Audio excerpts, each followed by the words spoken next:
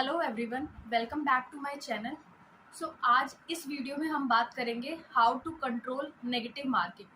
ठीक है, अभी हम जितने भी एग्ज़ाम्स देते हैं, चाहे वो नॉर्सेट का एग्ज़ाम हो या फिर कोई भी कॉम्पिटिटिव एग्ज़ाम हो, ठीक है, नर्सिंग का कोई भी एग्ज़ाम हो या बाकी किसी भी एग्ज़ाम में, ये हर एग्ज़ाम में आजकल कॉमन है कि आपको नेगेटिव मार्किंग होती ही होती है। चाहे 1/3 हो चाहे 1/4 हो, ठीक है, वो अकॉर्डिंग टू पेपर है, बट नेगेटिव मार्किंग होती है। तो सबसे ज़्यादा इम्पॉर्टेंट है कि हमें नेगेटिव मार्किंग कंट्रोल कैसे करनी है। कभी कभी ऐसा होता है कि हम अच्छे खासे क्वेश्चंस अटेम्प्ट करके आते हैं कि जितने हमें करने हैं हमें, और वो सही भी होते हैं mostly, but because of negative marking हमारा रैंक सिक्योर नहीं हो पाती। ठीक है, जितना हमने सोचा होता है उतना लेवल पे हम नहीं जा पाते। तो नेगेटिव मार्किंग कंट्रोल करना बहुत ज़्यादा इंपॉर्टेंट है। तो आज मैं आपको कुछ टिप्स बताऊंगी नेगेटिव मार्किंग कंट्रोल करने के लिए। ठीक है, ये टिप्स मेरे लिए भी बेनिफिशियल रही थी एंड आई होप ये आपके लिए भी बेनिफिशियल रहेंगी।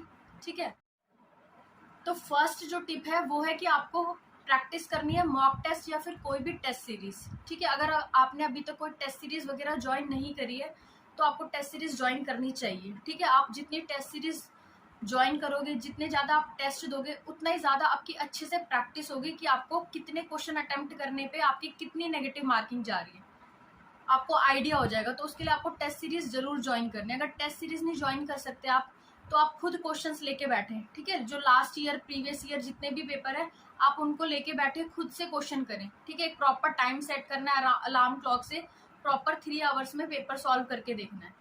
ठीक है, उसमें आपकी कितनी नेगेटिव मार्किंग हो रही है आपको वो देखना है, और उसको कैसे कंट्रोल करना है उसके लिए प्रैक्टिस इंपॉर्टेंट है। ठीक है, as you know practice makes a man और वुमेन परफेक्ट। ठीक है, तो प्रैक्टिस करने से ही आप परफेक्ट होंगे कि कैसे नेगेटिव मार्किंग को आप कंट्रोल करेंगे।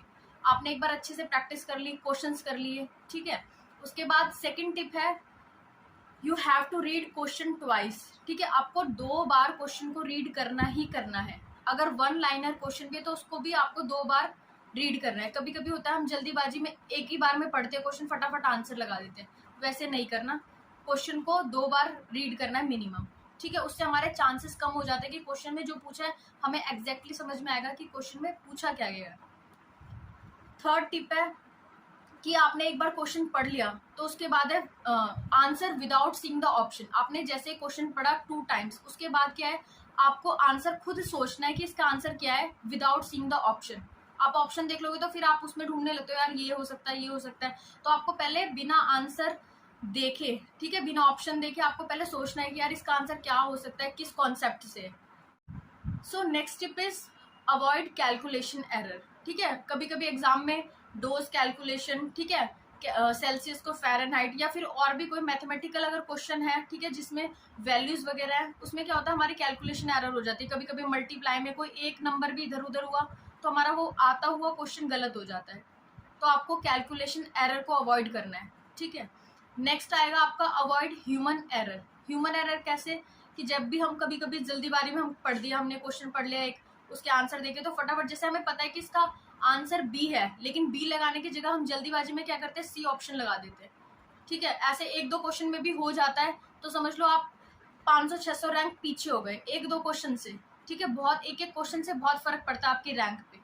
ठीक है, और हमें क्वालिफाई नहीं करना, हमें रैंक सिक्योर करनी है। तो रैंक सिक्योर के लिए ये सारी चीजें इंपॉर्टेंट है। एक बार आपने देख लिया कि जो ऑप्शन है आपको ढंग से देखना है कि वो बी है तो बी पे ही लगाना है। ठीक है, जल्दीबाजी में ये नहीं करना बी का है तो सी लगा दे, सी का है तो डी लगा दिया। So next tip is that you have to use elimination method. ठीक है, अगर आपको कोई क्वेश्चन में डाउट है, ठीक है, ऐसा हो ही नहीं सकता कि अगर 180 नंबर के क्वेश्चन आ रहे हैं नर्सिंग के, आपको 180 के 180 आते हो। ठीक है, किसी किसी में हमें डाउट होता है, कंफ्यूजन होती है। ठीक है, किसी किसी में हमें होता है कि हमने यार इसके बारे में सुना है लेकिन एग्जैक्ट नहीं पता होता। तो उसमें आप एलिमिनेशन मेथड यूज कर सकते हैं कि आपने 4 ऑप्शन में से 2 ऑप्शन एलिमिनेट करे, फिर 2 आपके पास बचे, उसमें भी जो रेलेवेंट है अकॉर्डिंग टू क्वेश्चन या आपको जो ज्यादा स्पेसिफिक लगता है उसमें एलिमिनेशन मेथड यूज करना है।